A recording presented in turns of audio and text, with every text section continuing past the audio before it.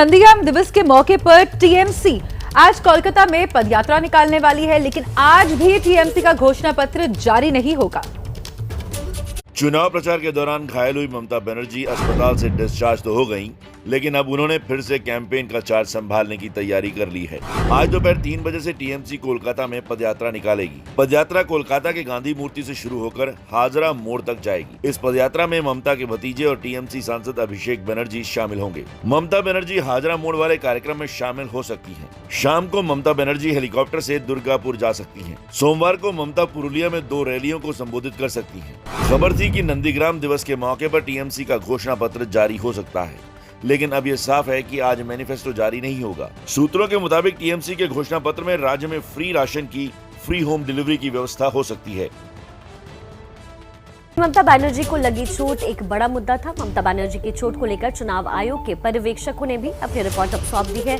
इस रिपोर्ट में उन्होंने कहा है कि ममता बनर्जी की चोट हमला नहीं बल्कि एक हादसा है।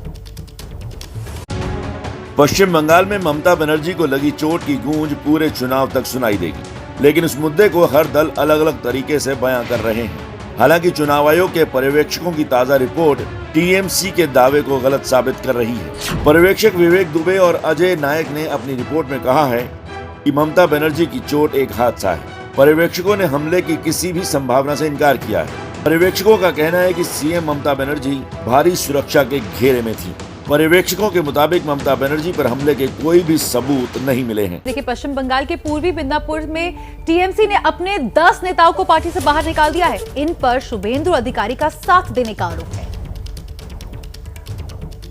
कभी ममता के बेहद करीबी रहे शुभेंदु अधिकारी अब नंदीग्राम में उनके खिलाफ चुनाव लड़ रहे हैं। इस आर पार की जंग में दोनों दल अपने अपने दांव चल रहे हैं। टीएमसी ने शुभेंदु अधिकारी का साथ देने के आरोप में अपने ही नेताओं पर कार्रवाई की है। पूर्वी मिदनापुर के 10 टीएमसी नेताओं को 3 साल के लिए पार्टी से निकाल दिया गया है। इस बीच कल बीजेपी सांसद लॉकेट चटर्जी ने शुभेंदु के पिता और टीएमसी नेता शिशिर अधिकारी से उनके घर जाकर मुलाकात की। इस मुलाकात के दौरान शुभेंदु अधिकारी भी मौजूद थे। लॉकेट चटर्जी ने शिशिर अधिकारी के घर पर लंच भी किया। इन तस्वीरों के सामने आने के बाद शिशिर अधिकारी को लेकर चर्चाएं तेज हो गई हैं। टीएमसी सांसद शिशिर अधिकारी के दोनों बेटे शुभेंदु और सोमेंदु बीजेपी में शामिल हो चुके हैं। शिशिर के तीसरे बेटे दिव्येंदु अभी टीएमसी से लोकसभा सांसद हैं।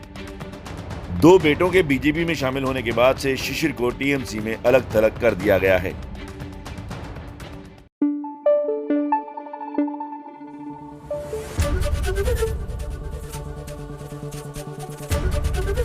एबीपी न्यूज आपको रखे आगे।